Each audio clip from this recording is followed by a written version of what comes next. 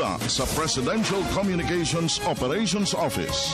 Kasama ang Philippine Information Agency, Philippines News Agency, Philippine Broadcasting Service, Radyo ng Bayan, IDC, at Telebisyon ng Bayan.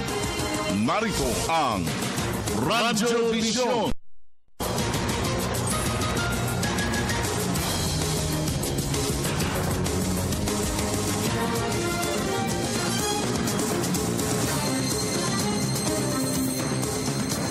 Isang makabuluhan, mapayapa, masaganang umaga.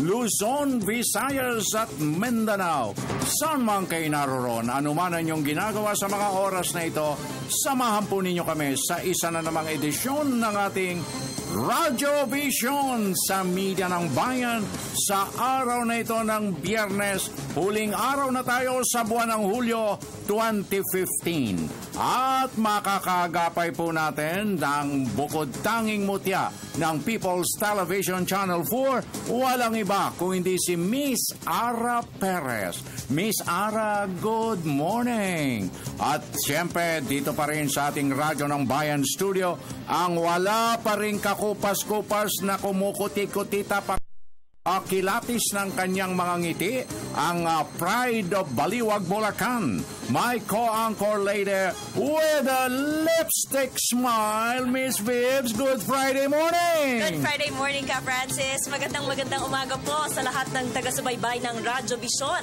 Samahan niyo kami sa susunod na isang oras na paghahati ng mga pinakamaiinit na balita sa iba't ibang bahagi ng Pilipinas. Ako po ang inyong lingkod, Vivian Gulia. At ang inyo naman pong kaagapay, Francis Cancino nag-aanyaya.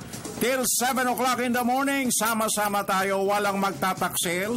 At siyempre pa mga kaibigan, kalakip na rin ang pagpapakawala natin ng mahalagang paglilingkod na pambayan, ang paghimay, pagsuri sa ilang mga issues na nakaguhit sa ilang mga pahayagang pangumaga, at siyempre pa ang napapanahong usapin para sa ating hapag ng talastasan dahilan sa Ghost Month. Okay. Abangan po ninyo yan mga kaibigan, at kayo po katutok sa ating Radyo ng Bayan nationwide ng Philippine Broadcasting Service, Luzon, Visayas at Mindanao. Kasama natin, kasangga natin ang People's Television Channel 4 at ang ating kagape rin po natin ang IBC Channel 13. Mapapanood niyo po kami dyan mamayang alas 12 ng tanghali sa pamamagitan ng isang delayed telecast at online po sa www.ptv.gov.ph. At para po sa ating mga taga-subaybay na gustong sumali sa ating talakayan, maaari po kayong mag-text ng inyong mga kuro-kuro, komento at katanungan sa ating hotline number 0922-358-2679. Huwag lamang pong kalimutan please ang inyong mga pangalan at addresses. In fairness, hindi po mababasa ni Vivian ang mga mensaheng walang pangalan at addresses. And please, keep it short and simple. At siyempre pa, ako'y nagugulat sa araw na ito. Again, good morning, Viv. Titap ng iyong ng iyong damit niyo. At paki-focus lang sa mga kumukuti-kutitap na mga naku po talaga naman. Anyway, ako talagang nagugulat. Kapag narito si Senior Emil Carion, merong badya na para bagang may mangyayaring malaking salo-salo na naman. Oo. Last Friday of the month, last day of the month. At Agosto na, ka-Francis, next week. Kaya naman tayo ay mayroong panauhin ngayong umaga, no? Para dito sa tinatawag na Ghost Month. Isang expert po ito. Sumubaybay kayo. Magpadala kayo ng mga katanungan mamaya. Yes. Samantalahin nyo sapagkat bihira po na makakausap natin ang mga ganitong eksperto sa mga ganitong pagkakataon na maaring masilayan bukas ang Blue Moon. Uy! Blue Moon. Ikaw ba? Gabi yun, ikaw ba well-versed sa sinasabing Blue Moon? Yung bang mga kasabihang once in a Blue Moon? Hindi ko yun ka, Francis. Pero hindi ko na ano ba talaga ang significance nitong blue moon na to? Hindi. Para sa akin, kapag tinitignan kita, never a blue moon, always a red moon. Ayun Okay. Oy, samantala, Vips, nagiging mainit itong depensa ng ating Department of Health kaugnay ng sinasabing bintang dito sa deworming tablet na ipinaiinom nila sa lahat ng ating mga mag-aaral sa buong kapuluan. Ang sabi hindi naman daw talagang expired. Hindi Bakit nga. naman magbibigay sila ng expired, Vips? Oo, normal lang daw yun ang side effects nitong gamot pampurga at sinabi mo nga kahapon na kapag itong gamot pampurga na to ay in-ingest ng walang kinakain, walang laman ng tiyan. Magsuka, oo. Iyon. Pero definitely hindi po gagawin ng ating pamahalaan yan, lalo pamat ng Department of Health sapagkat yan pong mga gamot na yan dumadaan muna sa Food and Drugs Administration bago i-dispense. Vips? And siguro kahit naman yung mga nagbibigay nito sa pasyente, yung mga nurses and doctors, titingnan muna nila yung gamot kung expired ba to bago ibigay sa kanila, di ba ka, Francis? Okay. At nako, tuloy-tuloy na muna tayo. Sa oras na 8 minutos, 28 segundos, makalipas ang alas 6, Vips, ilarawan muna natin ang sitwasyon ng ating mga pangunahing lansangan ng Metro Manila kaugnay ng pagdaloy ng mga sasakyang pampribado at pampubliko para sa kanilang kapakanan. Narito ang ating traffic update via phone patch ng ating the one and only one, Julius Loverboy de Samburon. Jules, magandang morning, go!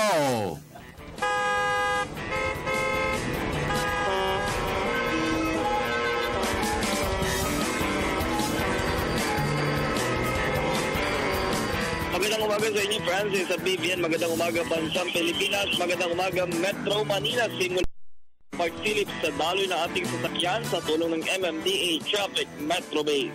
Unahin po natin ang bahagi po ng area ng EDSA Pitwason sa lungsod po ng Quezon. Sa mga sandali pong ito ay nananatili pong umuusad ang daloy na ating sasakyan sa magkabilang lane po ng Pitwason area at gayon din po sa mga patungo po ng area ng service road ng Araneta Center at ng Cubao.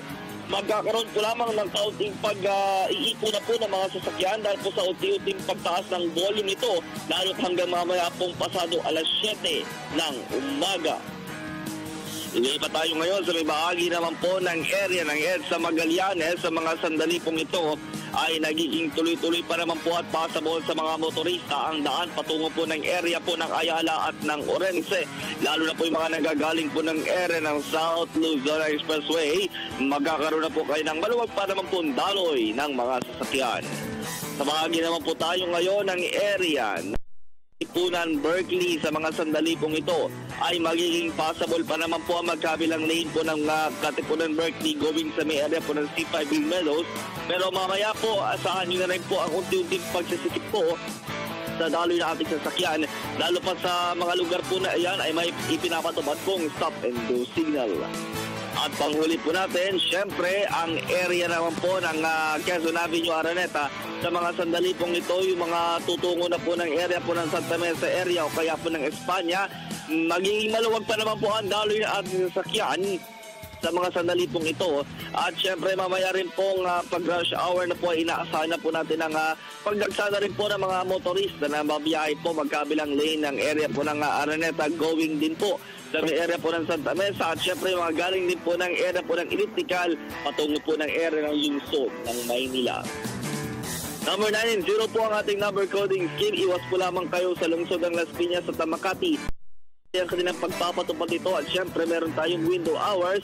Mamaya po yan, alas 10 ng umaga at magtatapos ng alas 3 ng hapon. Napiyawan na rin po natin ng Francis Vivian. Kagabi nga ay nakasama din tayo dun sa pang alas 8 na earthquake drill at syempre naging matagumpay po yan. Diyan po yan sa may area po ng Pasig City na kung saan dinaluhan ni MMDA Chairman na Attorney Francis Tolentino at ni NDRRMC Chief Yusek Alexander Pama.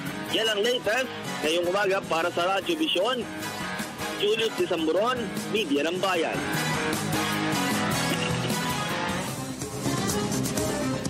ang linya ni Julius. But anyway, tuloy-tuloy tayo. Maganda rin naman daw at naging successful naman yung earthquake drill na ginawa sa Pasig kagabi. Kasi may second round eh. Yes. Iba yung sa umaga ng 3:30, iba naman yung 8 o'clock sa may bahagi ng Pasig, Ortigas, no? At successful naman daw. Oo, imagine mo, 6 million Filipino sa MMDA ang nag-participate dito sa earthquake o shake drill, metro-wide earthquake drill kahapon, Francis. At ayon nga sa kanila, naging successful, nakikooperate itong ating mga kababayan. Right. Mula nang marinig nila yung sirens kahapon ng 10:30 in the morning. At talaga naman nakita ko rin sa Facebook photos, kahit yung mga bata talagang nakiparticipate, nagtatago sa ilalim ng mga tables. Nakakatuwa lang, Tsaka makikita mo rin kahapon yung spirit of volunteerism nating mga Pilipino. Nakakatuwa na tumaas yung ating kahandaan sakaling tumama itong tinatawag na the big one. Okay. At kaya lang medyo nalulungkot na naman ako. Nalulungkot ako, Grace. Meron na namang talagang matitinding kritiko dyan na matatalas at matatalim ang mga mata. Hindi daw nag-participate ang ating Pangulong Pinoy sa earthquake drill. Pero nakamonitor siya closely. Nakamonitor siya at alam na alam niya kung ano mga nangyayari. Pero yung mga ganong bagay siguro, huwag na ibigyan ng kaukulang diin at pagbatikos kung hindi man dahil mas marami ang kanyang inaasikaso maging presidente kung yan katulad lang ni Jeng na palakad-lakad okay, malaki ang oras niya to participate at wala siyang dahilan para hindi mag-participate, Jeng. Yes, at saka hindi mo naman naasahan ng Pangulo sa lahat ng activities ng pamahalaan, hindi ba? Mahalaga nag-delegate siya ng tao. Katulad ni Saldi, katulad ni Boy George. Pagkatapos ito, pwede nang magpawindang-windang at pakalat-kalat yan. Walang dahilan para hindi sila umaten. Kinakailangan umaten ka. Tinan mo si Anthony. Sa pag-aten niya, hindi na nakabalik dito. Okay, 14 minutos, 14 segundos. Makalipas ang alas 6. Verbs! Yes, narito na po ang aming mga tampok na balita para sa araw na ito.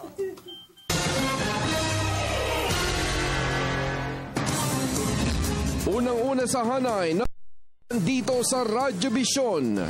Pagsasagawa ng earthquake drill sa Asiana, Pasay City naging matagumpay. Maayos na naisagawa ang shake drill sa mga opisina sa Malacanang bilang pakikibahagi sa sabay-sabay na earthquake drill sa Metro Manila.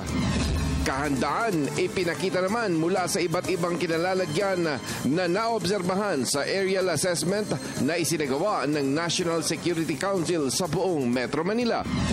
Patuloy naman ang pagsisikap ng Bureau of Immigration upang mapabuti ang serbisyo nito sa mga mamamayan. Mensahe ng mga otoridad, kahit sino umano ay maaaring magsilbi sa bayan tuwing may kalamidad. At daan-daang mga veterano na biyayaan sa isinagawang medical mission ng PhilVets. Siksik at mainit ang mga balita kaya tutok na kasabay ng inyong almusal dito sa Radyo Vision, Media ng Bayan. Maraming salamat, Francis at Vivienne. Magandang umaga, Pilipinas. Huling araw na po tayo ngayon ng Hulyo. Narito na ang mga balitang nakalap ng media ng bayan. Pagsasagawa ng earthquake drill sa Asiana, Pasay City, naging matagumpay.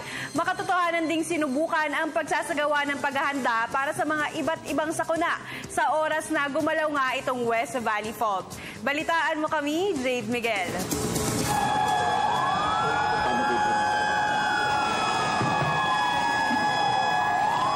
Sa kauna-unahang pagkakataon sa ating kasaysayan, isinagawa ang isang malakihang earthquake drill sa Kalakhang, Maynila bilang paghahanda sa oras na mangyari ang kinatatakutan ng marami, ang paggalaw ng West Valley Fault.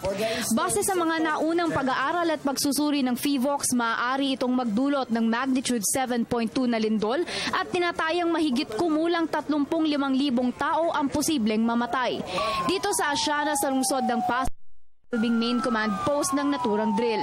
Eksaktong alas 10:30 ng umaga, nagbigay na ng hudyat ng isang lindol kung saan sabay-sabay nag-dock, cover and hold ang mga nakibahagi sa loob ng 45 segundo. Sinundan ito ng serye ng rescue operations para sa iba't ibang uri ng sakuna at di inaasahang pangyayari tulad ng sunog, injury at casualty. Mula sa stretcher, dinala ang isang biktima sa loob ng chopper para maitransport ito sa ospital. Sa kaya makikita natin yung isang helicopter na siyang magta-transport sa biktima sa isang ospital. Iba-ibang lugar ng Metro Manila ang sasali. Mahigit 1 milyon ng mga taong sasali. So, makikita mo kung nasa loob ka ng building, drop, cover, and hold, may mag-evacuate.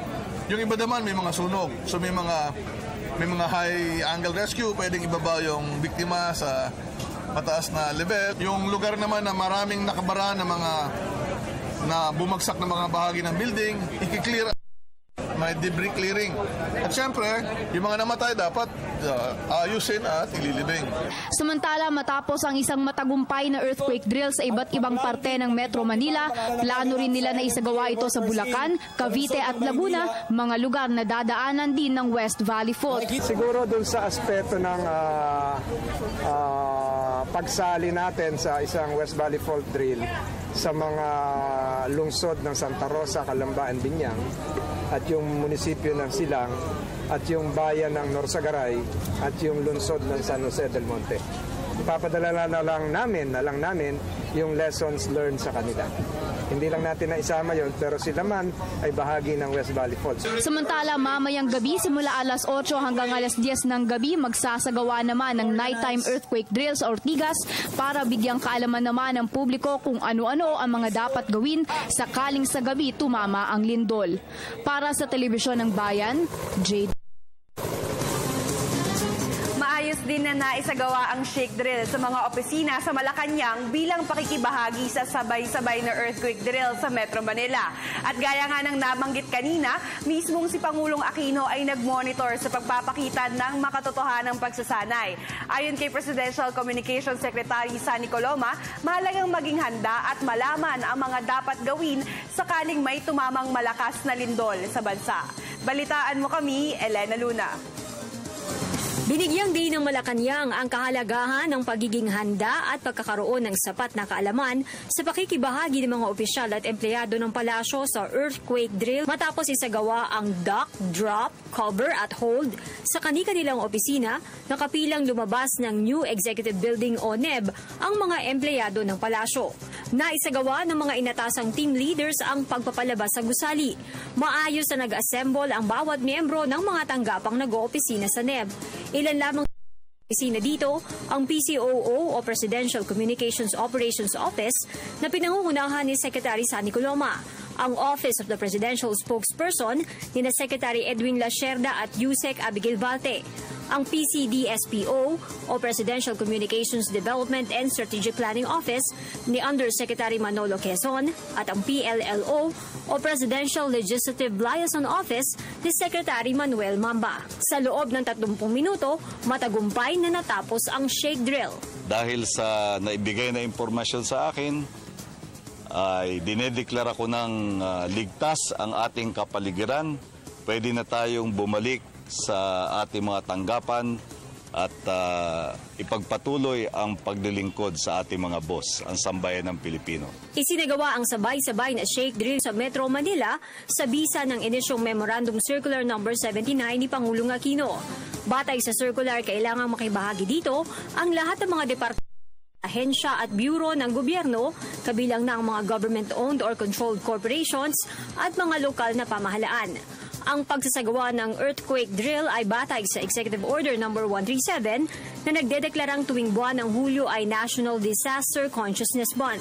Nakasaad din sa circular na bahagi ito ng paghahanda ng Metro Manila sa posibleng lindol na may lakas na 7.2 magnitude batay sa 100-kilometer West Valley Fault Line na tinukoy ng Philippine Institute of Volcanology and Seismology. Mahalaga na ang lahat ng Pilipino ay may sapat na kaalaman, kamulatan, kamalayan at kahandaan sa pagdating ng kalamidad na kasing bigat ng isang 7.2 magnitude earthquake. para sa mga nakaranas na ng matinding earthquake, katulad ko, kumbinsido tayo, no, na walang kapalit yung kahandaan, walang kapalit yung presence of mind, no, yung alerto at yung kaisipan na hindi tayo magpapanik, hindi tayo maliligalig, dahil yan lamang ang paraan kung paano natin maiiwasan yung pinsala, no, sa buhay at kalusugan natin. Mahalaga yung pagiging alerto, may kamalayan, no, at handang gawin ang nararapat. Kaya mainam na nag-eehersisyo tayo sa pamagitan nitong simulation na ito. Naalala ni Secretary Coloma ang mga lindol na naranasan niya, kabilang na ang nangyari sa kanya sa Makati noong July 1990. Sinabi ng kalihim na ang 45 seconds na naging practice kanina ay parang napakatagal na panahon kapag daw nararamdaman ang pagyanig. Bukod sa mga tanggapan sa NEB, aktibo ring nakibahagi sa quake drill ang iba pang opisina ng gobyerno dito sa Malacanang compound. At habang ginagawa ang lahat na ito, tiniyak ng palasyo na nakomonitor si Pangulong Aquino. Siyempre, no, naka-report sa kanya dahil under the Office of the President yung MMDA, Secretary issued a memorandum circular to all government agencies. Full participation ng pamahalaan dito. Para sa Telebisyon ng Bayan, Elena Luna. Mula sa iba't ibang kinalalagyan ay pinakita ang kahandaan sa aerial assessment na isinagawa ng National Security Council sa buong Metro Manila. Simulation exercise dapat pang masundan ayon kay DND Secretary Voltaire Gazmin. Balitaan mo kami, Alvin Baltazar. Alas 10:30 ng umaga nang marinig ang mahabang tunog ng sirena sa Campo Aguinaldo na nagsilbing hudyat na isang malakas na lindol ang nagaganap. Makalipas ang ilang minuto, makikita naman na nagsisipaglabasan na ang mga empleyadong nag-oopisina sa AFP at Department of National Defense sa loob ng General Headquarters ng Sandatahang Lakas ng Pilipinas. Ang puno ng bawat ahensyang may kinalaman sa disaster response kunway nagbigay ng update at initial assessment sa naganap na malakas. At pagkatapos ng maikling briefing, agad na sumakay ng helicopter ang 3 miyembro ng gabinete na sina Defense Secretary Voltaire Gazmin, DOH Secretary Janet Garin at DSWD Secretary Dinky Soliman para magsagawa ng aerial assessment. Naging subject ng paglilibot ang buong Metro Manila na kung saan ilan sa mga inikutan ng aerial damage assessment ay ang Maynila, Marikina, Valenzuela, Pasay, Parañaque at iba pa. Pagkatapos ng aerial assessment, dito na inilahad ang kunway aksyon ng pamahalaan na agad nilang ikinasa para sa mga naapektuhan taga Metro Manila na tinamaan ng lindol. Ang DPWH po ay nag-activate na at meron po sila in 12 hours 223 dump trucks, 96 payloaders, 431 service vehicles, 35 backhoes, 2 QR trucks, 327 chainsaws, 2 cranes, 91 gensets para sa 4 na kwadrant sa Metro Manila. With Malacanang, the President is safe and secure with no damage in Malacanang. Ang Campo Aguinaldo ang magsisilbing command center sa sandaling maganap na ang kinatatakutang 7.2 magnitude na pagyanig. Sa sandaling hindi na aniya kayanin ng LGU at MMDA ang responde sa anumang sitwasyon, command center na ang magpapatakbo ng operasyon. Umabot sa punto na hindi na po makakayanan ng Metro Manila Development Committee at nag-declare po ng national calamity ang ating mahal Pangulo, dito na po manggagaling lahat ng instructions, lahat ng coordination. Aminado naman si Defense Chief Voltaire Gazmin na hindi sapat ang ginawa ngayong simulation exercise. Kailangan pa niyang masundan ito gayong ang pinakamabisang panlaban sa kalamidad ay sapat na paghahanda. Marami pang gaps na kailangan i-address, no? Magkakaroon pa tayo ng mga simulations. I think magkakaroon pa uli ng simulation sa gabi. Para sa Alvin Baltazar. Aktibo ring nakibahagi sa Metro-wide earthquake drill na isinagawa sa National Disaster Risk Reduction and Management Council ang ilang opisyal ng gabinete. Kaugnay nito, tiniyak ng iba't ibang ahensya ang kahandaan sa agarang pagbibigay ayuda at pagresponde upang matulungan ang mga biktima ng posibleng pagtama ng The Big One. Balitaan mo kami, Julius de Samburon.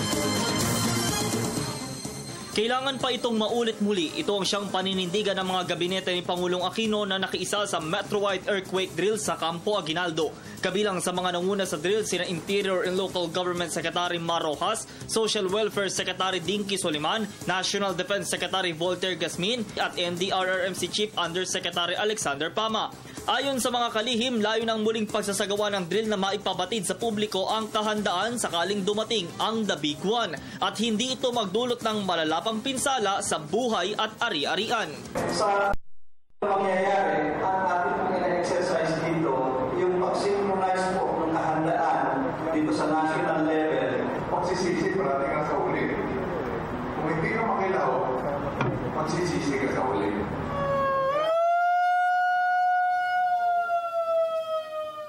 Nang tumunog ang alarma saktong alas 10:30, ang naging senaryo ay agad na nag-duck, cover and hold position ang mga kalihim sa loob ng tanggapan ng NDRRMC.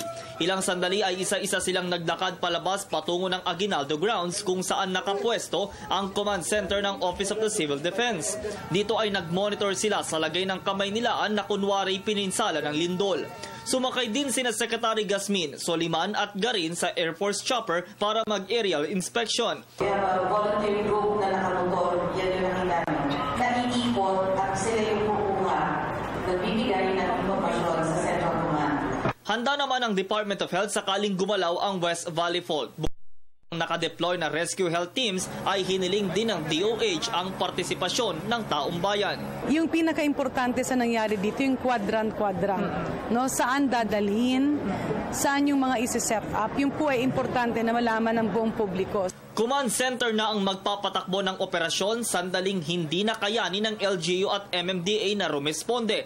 Katuwang din ng DOH at DSWD ang DPWH na magtitiyak na cleared ang daraanan ng rescue teams. Mga protocol ito, itong mga checklist na ito, natin para nga magkaroon tayo ng basic response at hindi natin hahayaan na lumala kung kahit anuman ang unos na dumating sa atin. Hangarin ng Metro Shake Drill na maipapatid sa publiko na huwag magpanik sakaling tumama na ang The Big One. Pinasalamatan din po nila ang ating mga kababayan sa kanilang pakikilahok sa nasabing drill. Para sa Telebisyon ng Bayan, ako si Julius D. Samburon. Samantala, patuloy ang kooperasyon ng pamahalaan ng lungsod Quezon sa PHIVOLCS para malagyan na ng markings ang mga bahay, gusali at istruktura na nakaposisyon sa taas ng 100 kilometrong West Valley Fault. Ayon kay Quezon City Mayor Herbert Bautista, kung talagang nasa danger zone ng isang bahay, ay mapipilitan silang i-relocate ang pamilyang nakatira rito para na rin sa kanilang kaligtasan. Continuous ang aming ugnayan in partnership with PHIVOLCS. So hopefully ay kung kinakailangan nilang i-retrofit o ayusin yung kanilang pagtibayin ng kanilang mga bahay, pagtibayin nila. Pero yung mga nasa mga danger zone mismo, kailangan i-relocate na sila. Yan na po muna mga ulat para sa sandaling ito. Balik na sa inyo, Francis at Vivienne. 9 minutos, 59 segundos makalipas ang alas 6, open the first aparador ng message, Bebs. Yes, next dito, good morning, Radyo Vision. Greet ko lang po ng happy fiesta sa mga taga Liloan, Leyte, lalo na sa Calao family. Greetings from Lourdes Diaz, Comabig of St. Bernard, Southern Leyte. Thank you and God bless us all. Pakibati po ang aking kapatid ng happy birthday, si Sarah Gravador. Salamat po, ako po si Norviel John Gravador ng Santa Cruz, Indangan, Davao City. Happy birthday. Happy Good day, birthday. Ka Francis, Miss V, pakibati ang aking idol Melanie Baldoz, Daddy Eli Bonifacio, Tropang Ganda, Ate Jo Oliveros. Okay. Thank you po mula kay Liza Manuel ng Tropang Ganda. Good morning po, kami dito sa Samar Calbayog kasama ng aming mga kamag-anak ay handang suportahan kung sino man ang i-endorso ng ating Pangulo mula kay Dara Doren Karen Calbayog City, Samar. At good day Ka Francis, Ma'am Vivs. Kay Rojas ako from Kaamando, magandang tuwid na daan. Okay, magandang umaga ka Francis, Ara Perez at nagniningning na Pakibati po na mapagpalang araw sa lahat ng inyong masugid na tagapanood ng Radyo Vision, ang Parents Against Drug Abuse sa San Jose del Monte, Bulacan. Maraming salamat po. God bless. Mula kay Bobby Ocampo ng San Jose del Monte, Bulacan. Good day, Sir Francis. Aktibo na talaga ang mga kritiko ni Pinoy kasi wala silang panahong magnakaw sa kaban ng bayan dahil tiyak na sa kulungan ang bagsak nila. That's ng Panabo City. Dapat si VP Binay pagsabihan ng mga kritiko sa hindi pagsali ni Pinoy sa drill kahapon dahil walang ginagawa si VP kundi mamulitika siya from Rizal ng Lazam, Cagayan, Region 2. Okay, tuloy-tuloy na muna tayo. 31 minutos at 51 segundos. Makalipas ang alas 6 sa unang sigwada ng ating Provincial Roundup. Bayan Patrol Report! Unahin natin ang ating kasama mula sa Nueva Ecija. Nariyan si Dick Sevilla. Dick, magandang umaga. Konektado ka. Umaga, Miss Vivian at Ka Francis. Magandang umaga, Pilipinas. Matagumpay na nailunsad kamakalawa ang Nueva Ecija Credit Surety Fund Program ng Bangko Sentral ng Pilipinas na makakatulong sa mga mamumuhunan, organisasyon at kooperatiba sa lalawigan sa aspetong pinansyal. Ang makabagong mekanismo na Credit Surety Fund Program ay direktang tutugon sa mga suliranin ng mga maliliit na negosyante na hindi makautang sa bangko dahil sa kawalan ng kolateral. Sa ilalim ng CSF program ay magsisilbing kolateral ng mga mangungutang ang kontribusyon mula sa ilang kasaping kooperatiba, mga lokal na pamahalaan, Development Bank of the Philippines, Land Bank of the Philippines at Industrial Guarantee and Loan Fund.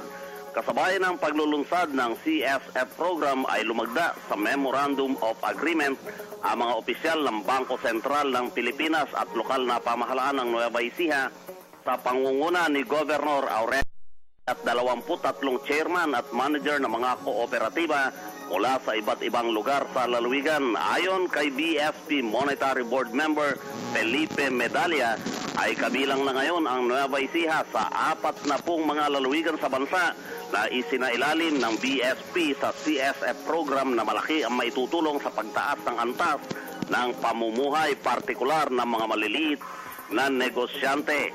Para sa Radyo Vision, Dick Sevilla, Nueva Ecija, Media ng Bayan.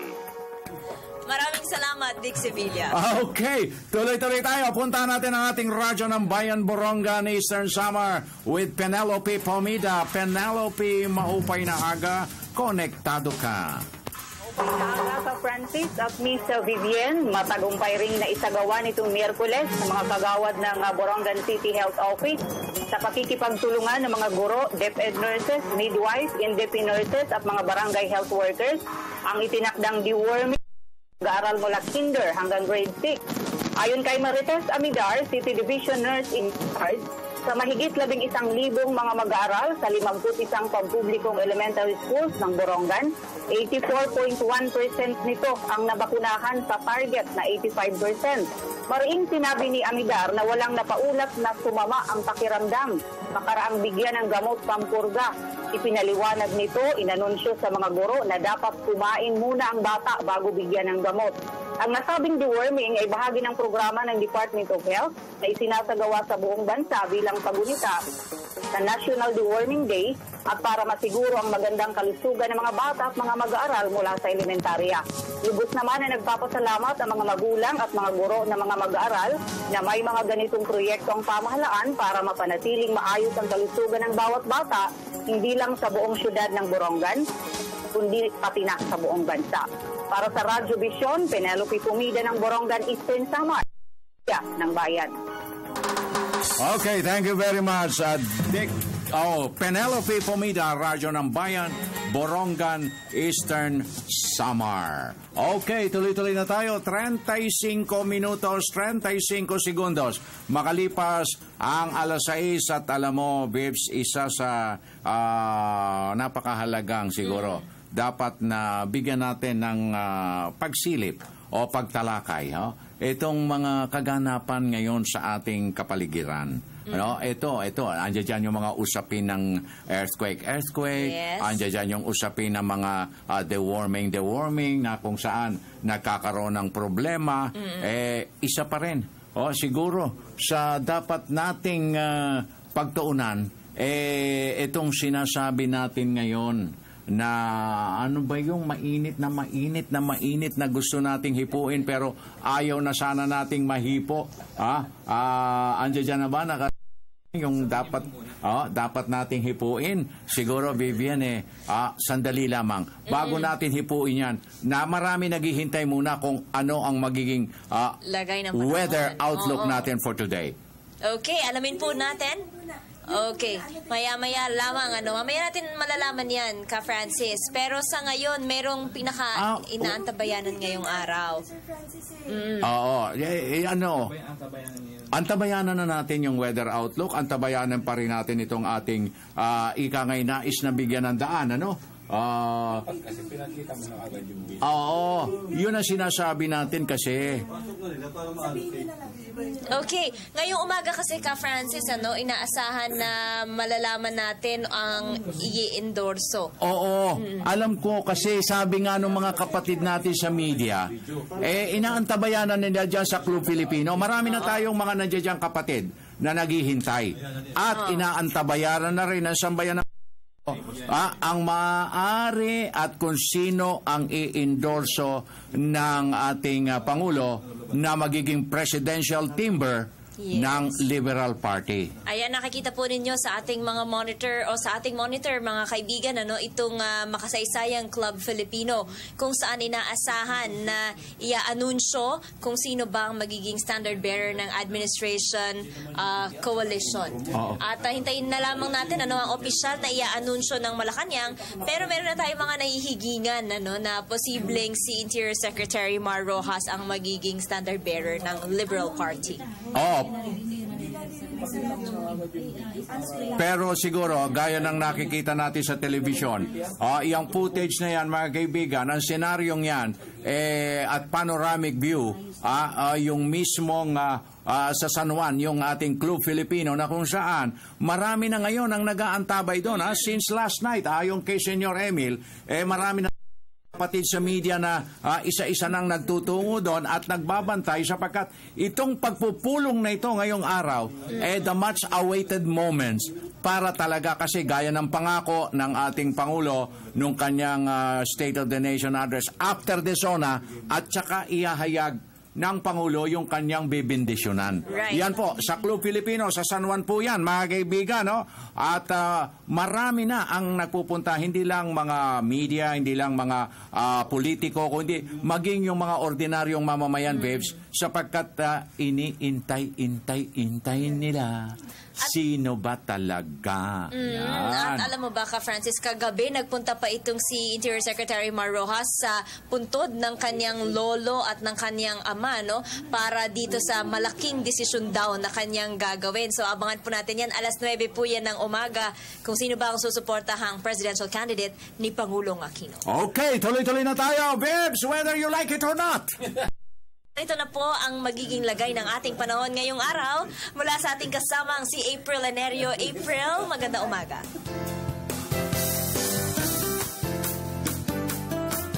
Yes, good morning, Vivian at Ka Francis. Ang oras ngayon ay 6:39 ng umaga base sa Philippine Standard Time. Narito na ang latest sa ating panahon. Patuloy ang pagiging dominante ng Intertropical Convergence Zone dito sa Mindanao. Ang ITCC ay ang breeding ground ng mga low-pressure area at bagyo. Sa ngayon, wala namang sama ng panahon sa ating PAR, ngunit asahan na ang mga pag-uulan dito sa may Visayas, Mindanao at mga probinsya ng Mindoro, Palawan, Romblon, Sorsogon at Masbate. Dulot nga po yan na naturang weather system. Habang ang Metro Manila at natitirang bahagi na bansa, makakaranas ng bahagya hanggang sa maulap na kalangitan o fair weather condition maliban lamang sa mga isolated thunderstorms. Ating paalala, mas mainam na magdala ng payong at syempre mag-monitor ng weather update sa inyo na Panahon TV. Samantala, huling araw na ng Hulyo, kaya naman nais naming maihanda kayo sa asahang panahon this August. Ayon sa Pag-asa, narito po ang mga weather systems na iimpluwensya sa ating panahon. So meron tayong ridge ng high pressure area sa may bandang Luzon at patuloy pa rin ang pag-iral ng southwest monsoon o hanging habagat na siya magdadala ng pag-uulan lalo na sa kanurang bahagi ng Pilipinas. Meron ding intertropical convergence zone yung axis nito at umaakyat babayan dito sa may Visayas at Mindanao. At nabanggit ko kanina itong ITCC ang breeding ground ng mga low pressure area at mga bagyo. Sa susunod na buwan, 2 hanggang 3 bagyo po ang inaasahan natin na papasok ng ating area of responsibility. Ang usual track ng mga bagyo tuwing Agosto ay westward at northwest. Kung yan po ay maglalandfall dito lamang sa may bandang Luzon area. At yan ang latest mula dito sa Pag-asa. Antabayan na ng aming susunod na update mamayang alas ng umaga. Para sa Radyo Vision, ako po ang inyong weather girl April Enerio, media ng Bayan. Balik sa iyo, Vivian at Ka Francis. Maraming salamat, April Enerio. Magbabalik ang Radyo Vision sa media ng Bayan makalipas ang ilang paalala mula sa inyong himpilan.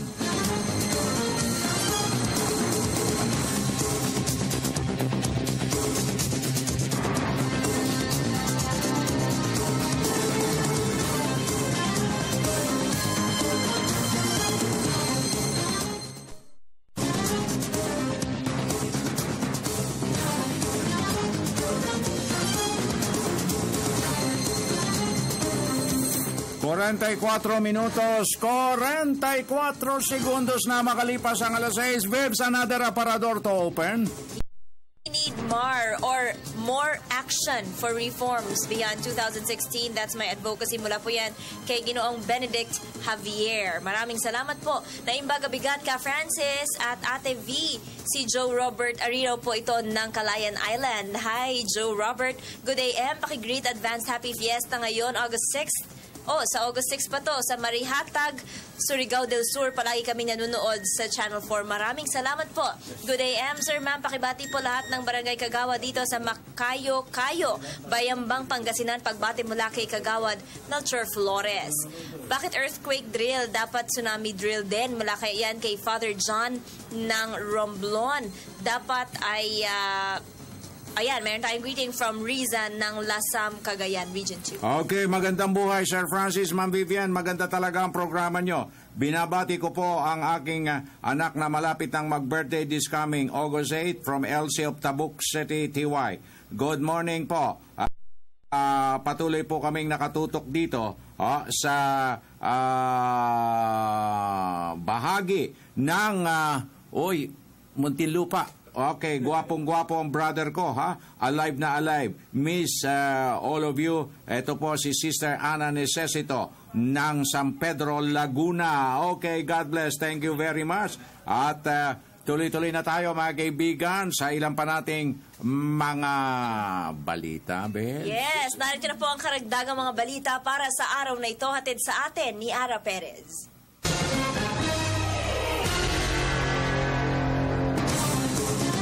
Maraming salamat, Francis at Vivienne. Kahit sino umano ay maaaring magsilbi sa bayan tuwing may kalamidad. Partikular na umano kung sakaling tumama sa Metro Manila ang pinangangambahang malakas na lindol o the Big One. Ayon kay DSWD Operations Division Chief Hazel Militante, sa oras na matiyak na ligtas na ang kani-kanilang mga pamilya, silang mga ang aasahan nating haharap at tutugon sa ating mga pangangailangan alinsunod sa kanilang sinumpaang tungkulin. I-feel natin na yung pamilya natin, iniisip natin dahil naiwan natin at the same time we are serving victims here kasi we are also victim Pero dapat maging matatag, maging i-ready namin yung emotionally ready kami. Pero dapat nandun pa rin sa puso namin yung pagbibigay ng mabilis at tamang serbisyo para sa mga tao na biktima ng lindol. Patuloy naman ang pagsisikap ng Bureau of Immigration upang mapabuti ang serbisyo nito sa mga mamamayan. Kaugnay nito, nagsagawa ng karavan ng ahensya sa Batangas City at hinigpitan pa ang pagbabantay sa mga entry at exit points sa naturang lungsod. Narito po ang aking ulat. Biyaheng timog ang Bureau of Immigration para sa caravan nito na may layong magbigay serbisyo sa labas ng Maynila. Sa pangunguna ni Commissioner Sigfred Mison, naging testamento City sa mas pinabuting serbisyo at integridad ng Bureau of Immigration. Ayon kay Mison, ito na ang katapusan ng kultura ng takot ng mga mamamayan sa tanggapan ng immigration at sa mga tauhan nito. Ito na po yung bagong bureau. Nagbibigay ko kami ng serbisyo para na sa ganun hindi sila matakot, hindi sila kabahan. Dahil ngayon po ang programa namin, gusto namin ang mga dayuhan lumapit po sa amin, tutulungan po namin kayo. Kaysa naman po na kami ay pupunta sa inyo, malaman namin illegal kayo, magkakaroon po ng konting problema. Mahigpit pa rin ang pagbabantay ng ahensya sa ports of entry and exit ng bansa upang maiwasan na ang human trafficking. Pagdating po sa port of exit natin, yung ating departure formalities that we require every Filipino traveler to submit kung sakaling mataas po ang inyong risk assessment na baka maging biktima o actual victim ng human trafficking, yung papasok naman po, ganoon din yung mga unwanted visitors natin. Highly trained naman po yung ating mga immigration officers. At the same time, meron tayong mga equipment na somehow pa konti-konti, dumadami na para na sa ganun, pagdating pa lang sa airport counter, alam na natin kung sino yung good guy, sino yung bad guy. Para naman sa dating mambabatas na si Hernando Perez, napabuti na nga ang imahe ng Bureau of Immigration. I have to accept that. The Bureau of Immigration has done a lot more. Well, they increase the number of personnel, they increase the facilities, and this present caravan increases the awareness of the people of the presence of the Bureau of Immigration in the provinces, which is very important for a provinciano like me. Nakatakdang magdiwang ng ika-75 anibersaryo ang ahensya sa darating na ika-4 ng Setyembre. Para sa Telebisyon ng Bayan, Ara Perez. Daan-daang mga veterano na biyayaan sa isinagawang medical mission ng PhilVets. Balitaan mo kami, Joseph Parafina. Kung malakas sila noon at handang maglingkod sa bayan, iba na ang sitwasyon ngayon dahil tumanda na sila at kailangan ng tulungan sa kanilang mga pangangailangan. Kaya naman dinayo ang mga veteranong ito pati na ang kanilang mga kaanak ng PhilVets at iba pang ahensya ng pamahalaan para handugan ng libreng gamutan ang mga dating tagapagtanggol ng ating bayan. Huwag makalimutan yung ating mga kasamahan na one at upon a time they made sacrifices at hindi natin naman sila itabi at makalimutan. Para kay dating Colonel Adriano, napakalaking tulong sa kanila ang ganitong klaseng programa dahil kahit papaano'y naiibsan ang mga gastusin nila para sa mga gamot at iba pang mga pangailangan. Napangiti na lamang ito dahil batid niyang naalala pa sila ng mga dating kasama sa serbisyo. Maganda ito kasi na walang gamot sa veterans. Ang isa namang veteranong ito, hindi mo ang 82 anyos taong gulang na. Pinipilit man niyang maging malakas, subalit dinadalaw na rin siya ng mga kung ano-anong karamdaman, lalo na't panahon na ng taglamig. At dahil nga iba't ibang serbisyo ang alay sa kanila ngayong araw, laking bawas ito sa mga gastusing buwan-buwan nilang pinaglalaanan. Maraming bagay ito dahil kahirapan ng pera ngayon. Hindi naman lahat ng mga tao dito yung mga kumikita. Mabuti na lang kami may counting pension. Para sa Telebisyon ng Bayan, Joseph Parafina. At yan na po ang aming mga balitang nakalap ngayong Biyernes ng umaga. Isang linggo na naman po tayo nagkasama. Happy weekend po. Ako po si Ara Perez. Balik na tayo sa Radyo ng Bayan Studio. Maraming salamat, Ara Perez. Puntahan na kagyat natin ang ating Radyo ng Bayan Tugigaraw sa lalawigan ng Cagayan sa ikalawang sigwada ng ating balitaan. With Teresa Campos. Teresa, na imbagabigat, kakapsat, konektado ka. Maraming salamat, Kasama Francis. Masaya ibinalita ang DOH na natamo ng mga health-related targets sa ilalim ng Millennium Development Goals o MDGs, partikular na ang Target 4, 5 at 6. Ayon kay Assistant Regional Director Edward Albano, sa child mortality reduction, 8.53 lamang sa bawat 1,000 population ang accomplishment ng Region 2 noong 2014 kumpara sa 25.5 per 1,000 population target ng national government. Sa infant mortality rate naman, 6.53 per 100,000 o 1,000 population na naitala noong 2014 kumpara sa 17 per 1,000 population na national target. Habang sa maternal mortality ratio naman, 32 naitalang kaso sa bawat 100,000 populasyon, malayo sa national target na 50 per 100,000 population. Subalit sa kabila ng lahat na ito, sinabi ni ARD Albano na hindi dapat makontento ang Region 2 dahil marami pa silang dapat gawin upang tuluyang maabot ang mga nilalaman ng MDGs. Samantala bukod sa MDGs, pinagmalaki ni Albano na mataas ang accomplishment ng Region 2 sa immunization program ng pamahalaan. Para sa Radyo Vision, Teresa Campos, Tuguegarao City, konektado pa. Okay, thank you very much, Teresa Campos. Tuloy-tuloy na tayo, Vips. At finally, at the much-awaited moments, narito na ang ating special guest. Pakilala mo na kagad. Yes, dahil po month ng August ay ikinoconsider natin na Ghost Month. Kapiling po natin ngayong umaga ang isang feng shui expert, si Miss Suzette Arandela. Magandang umaga po sa inyo, ma'am. Magandang umaga sa inyong dalawa. Okay, salamat po. At sa pagpapala, ginabayan tayo ng Divine Providence na makarating kayo sa ating Radyo Vision sapagkat napakarami ng sigurong dapat na malaman ng ating mga kababayan. Nagkakaroon po ng mga pangamba at sa limbayang mga kuro-kuro at opinion tungkol sa Ghost Month. Ano po ba talaga ito, Madam Suzette? Ang Ghost Month, according to Chinese belief, ito ay nag-umu-open ang gates of hell or underworld. Oo, na yung mga namatay, binibigyan ng time for 1 month na mabisita ang kanilang mga mahal sa buhay. And ayon sa kanilang paniniwala, ito'y isang dangerous month. Opo. Dahil yung mga wandering spirit or hungry ghost, gumagala din. Ito yung mga namatay na untimely death. Nagkaroon ng murder, suicide, aksidente, violent death. At hinahanap nila yung mga taong gumawa ng masama sa kanila. Yun. Kaya ito'y nagdadala ng bad luck. Wow. Ayun. Paano po ba namin maiiwasan yung bad luck ngayong Ghost Month? Ang unang-unang gagawin, huwag magsuot ng black. Okay. Ma'am, mukhang muntik ako mahulog sa upuan. Huwag magsuot ng black eh. Sus Mariosep, okay, sige po. Hindi pa naman ngayon Ghost Bukas pa naman no? Yeah, saka ang Ghost Month sa atin, nagsisimula ito ng August 14. Okay.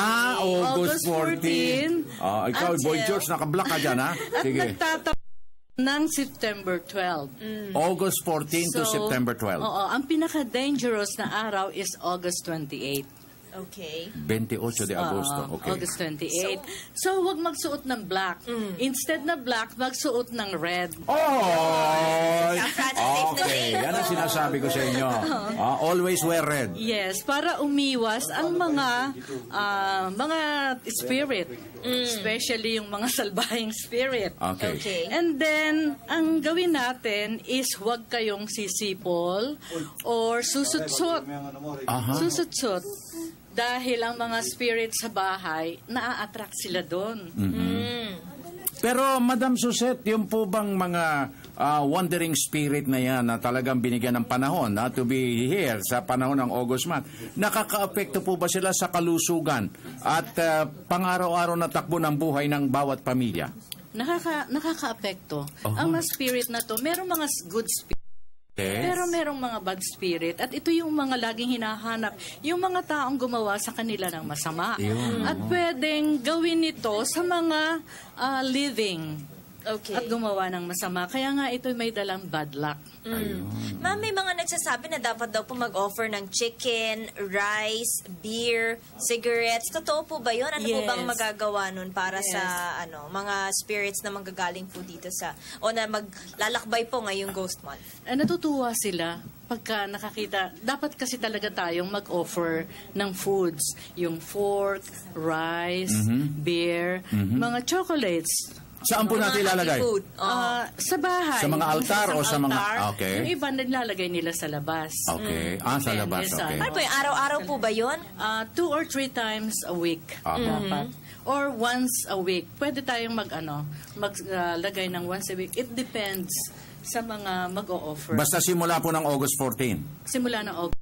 Pero usually, yung mga Chinese O kahit na, halimbawa, Pilipino na sumusunod dito sa paniniwalang ito, yung August 28. Yung August 28, ang pinaka-deadly. Yun yung pinaka-deadly. Meron ba tayong isusuot ng mga paraphernalia sa mga palamuti para maitaboy na at huwag silang lumapit sa atin, Madam Suzette? Ha? Pwede magsuot ng charm. Pwede magsuot ng charm Okay. to drive away. Ayaw. At saka, alam mo pwede natin gawin, best na pwede natin gawin, Yes. maglagay kayo ng asin, very simple. Maglagay kayo ng asin sa main door, sa window, Okay. sa four corners of the house. Para yung whatever, it's one way of cleansing.